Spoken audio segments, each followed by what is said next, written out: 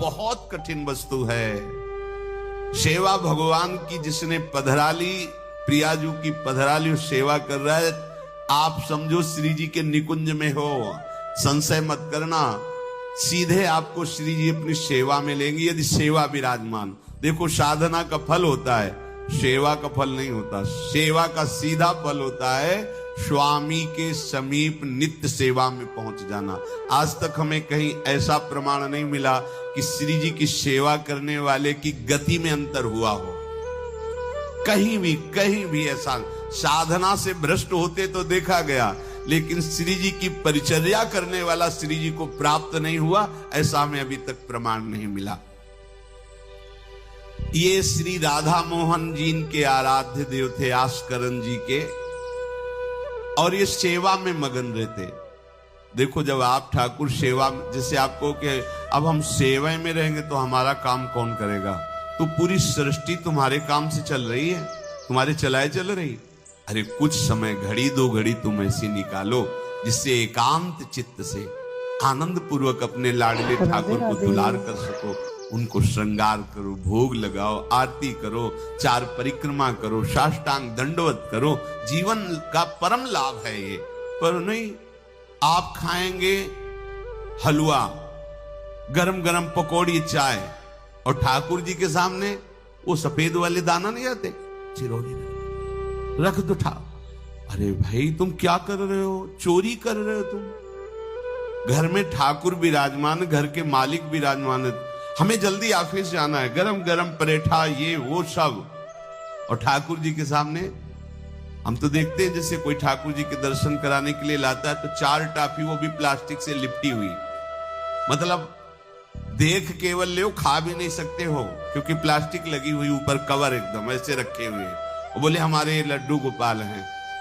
जब गोपाल हैं तो टॉफी खोल पाएंगे क्या? अगर आपको टॉफी पवाली है तो आप खोल करके सुंदर एक कटोरी में रख करके थे, ऐसे 4 दाने चिरौरी रख दिए, कटे हुए मिश्री के टुकड़े रख दिए। अरे अनंत ब्रह्मांडों का भरण पोषण करने वाला तुम्हारी चिरौरी के लिए मर रहा है। हाँ, अगर तुम्हारे पास केवल चिरौरी ही है तो वो तृप्त हो जाएगा। तुम खाओ हलवा, उसको रखो, चिरौरी तुम पहनो, एक से एक बढ़िया कपड़ा, और ठाकुर जी के लिए अलग कपड़ा होता है दुकानों में, वो ठाकुर जी के लिए लेना है। सत्यनारायण की पूजा की सामग्री गांव में जो परचून की दुकानें होती हैं कस्बों में, उनमें अलग होती है। बोले सुपारी देना, तो बोले पूजा के लिए, बोले हाँ, वो सड़ी सुपारी का अलग बैंक होता है, वो पूजा के लिए जाएगा। प्रभु के लिए तुम ऐसे चिरौरी रख देते हो। वो नारियल भी जिसमें पाली न हो, देखो ना कथा के, सत्यनारायण की कथा करनी, हमें नारियल दे दो। वो सूखा नारियल जो किसी काम में ले जाएगा वो सत्यनारायण के पास जाएगा। वो कपड़ा टून का ना पहन सकते हैं, ना ओढ़ सकते हैं, ना बिछा सकते हैं, ना पोछा लगा सकते हैं, वो ठाकुर जी के लिए बलिहारी है श्रद्धा। तो भी ठाकुर जी भी ऐसी व्यवस्था करते हैं, ना पहनने लायक ना ओढ़ने लायक, ऐसा तुम्हें नया जीवन देंगे, जरूरत ही नहीं पड़ेगी कपड़े की, घूमो वैसे ही। हाँ, जरूरत ही नहीं पड़ेगी, अन्य योनिया नहीं, कोई जरूरत नहीं है, घूमो। इसलिए सावधान। भगवत सेवा का तात्पर्य है उत्तम भोग लगाए मोर मरकट को से। स्वामी जी महाराज परम विरक्त, वैराग्य की चरम सीमा स्वामी श्री हरदास जी, लेकिन उत्तम भोग लगाए। उत्तम तुम्हारे पास जो कुछ है उसमें सबसे बढ़िया भोग बनाओ। धन्ना जी के पास बाजरा की रोटी भी पूरी नहीं थी कि भरपेट पाले, तो एक रोटी रोज ठाकुर को रखते थे। आधी ठाकुर जी पाते थे, आधी आप पाते थे। सुदामा जी के पास कौन सा माखन मिश्री था? वो तंदुल जो पछोरने से बाहर निकलते हैं, किसी काम में नहीं, वो लेके गए थे। ठाकुर जी पाते हो कहते आज मैं तृप्त हो गया। सबरी जी के पास क्या था? क्या था? जंगली बेर, कहीं कड़ुआ कसैला ना हो इसलिए चख के मेरे रघुनाथ जी को कहीं कसैला ना लगे। प्रभु वाह वाह करके पा रहे। विदुरानी जी ने कौन सा 56 भोग पवाया? केले के छिलके, भाव दशा में डूबी हुई। देखो हमारे ठाकुर को कुछ नहीं चाहिए, भाव से समझिए। ये बिहारी जी को 4 घंटे बैठने के लिए 10-10 लाख रुपए का फूल बंगला निकला, काम थोड़ी चलाया जाता है। अरे हमारे लाडले सरकार है, अगर 4 घंटे बैठ गए 10 लाख खर्चा हो गया तो क्या?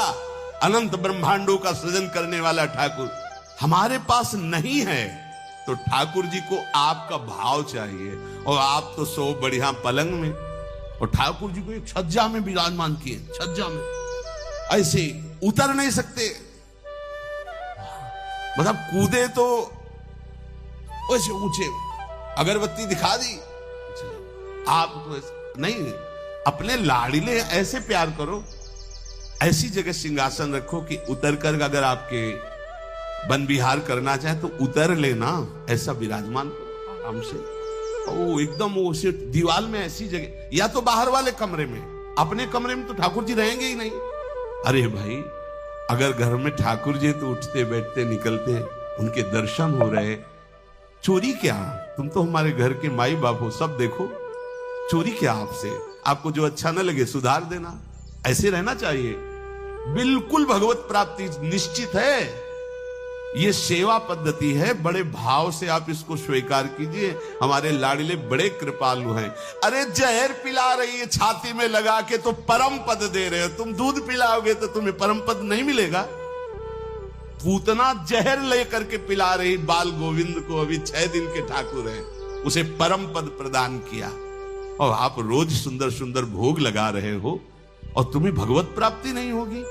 ठाकुर जी की आरती उतार रहे हो, बलिहारी जा रहे हो, उनके सामने कीर्तन कर रहे हो, नृत्य कर, विश्वास तो करो ना, तुम्हें भगवत प्राप्ति हो जाएगी। आस्करन जी ने एक चौकीदार पूजा गृह के बाहर बैठाल दिया और कहा कोई भी भीतर आने ना पावे, क्योंकि एक बार भी सेवा में विक्षेप मुझे बर्दाश्त नहीं। तो ठीक 10 घड़ी का इन्होंने भी नियम, जो नियम लो उसका निर्वाह करो। 4 घंटे। दिल्ली का बादशाह किसी कारण से उधर आया हुआ था, उसने कहा मुझे आस्करण जी से तुरंत मिलाया जाए। पहले तो राजा लोग होते थे और बादशाह, अब जैसे मुख्यमंत्री और प्रधानमंत्री, राष्ट्रपति। तो जो मुख्यमंत्री हैं ये राजा है प्रदेश के, और वो संपूर्ण राज्यों का बादशाह उसे कहा जाता था। आस्करण जी को शीघ्र हमारे सामने उपस्थित किया जाए। प्रार्थना की कि महाराज असंभव, इस समय आस्करण जी महाराज अपने ठाकुर जी की सेवा में हैं और उनका आदेश है 4 घंटे कोई हमसे बात ना करे। आस्करण जी को सूचना देने के लिए बार बार सेवकों को आदेश किया, पर कोई भी सेवक बादशाह की आज्ञा पर नहीं उतरा। हम अपने राजा से ऐसा नहीं प्रार्थना कर सकते। 4 घंटे बादशाह को बहुत कष्ट हुआ कि हमारी आज्ञा का उल्लंघन। तुरंत आदेश किया सेनापति को बुलाओ, देखते हैं कि हमारी आज्ञा का उल्लंघन का परिणाम क्या होता है। सेनापति तुरंत उपस्थित हुआ। इस नगर के सबको दंड दिया जाए और बंदी बनाकर आस्करण को हमारे सामने लाया जाए। बादशाह है, अब अहम तो विराजमान है ही है, कोई परमहंस थोड़ी है कि अहंकार लीन हो गया है। बताया गया कि ठाकुर सेवा में, भगवत आराधना में 4 घंटे उनके पास कोई सूचना नहीं पहुंचाएगा।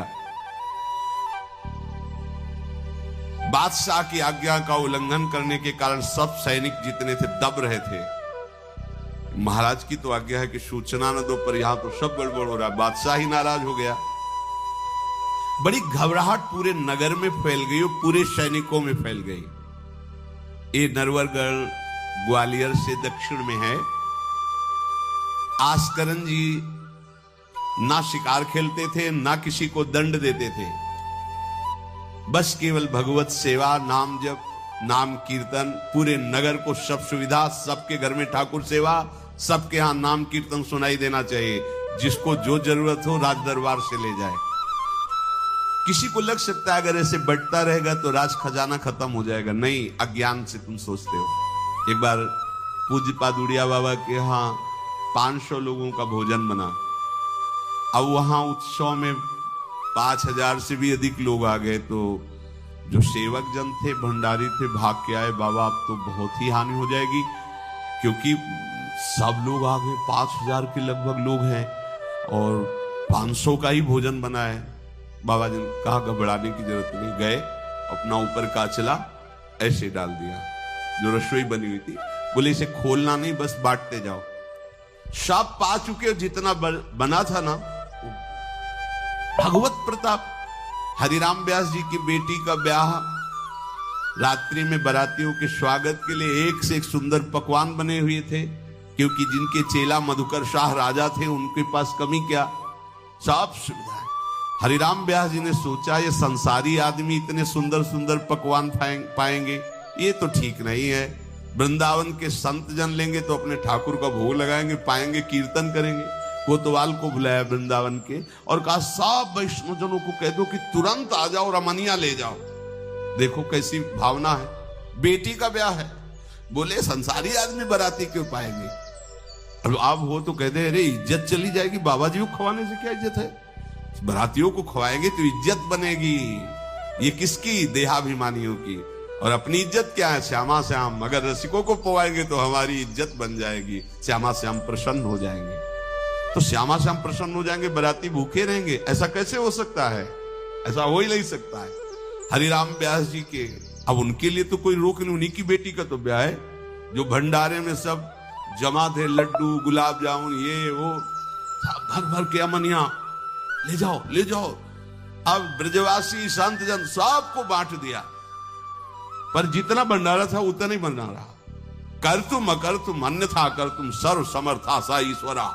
तुम प्रभु के लिए समर्पित हो तो तुम्हारे यहाँ हानि कैसे हो सकती है कि हम भाई ठाकुर सेवा में समय देंगे तो हमारा काम बिगड़ जाएगा, ठाकुर जी के भोग राग की बात करेंगे तो पैसों की कमी हो जाएगी। पक्की मूढ़ता है, ये ऐसा व्यापार है ठाकुर सेवा संत सेवा। ऐसे करो और कई गुना बढ़कर के हाथ में आ जाएगा, देख लेना। क्योंकि सब दुखों का कारण पाप है, और जब ठाकुर सेवा संत सेवा तो इससे पाप नष्ट होते।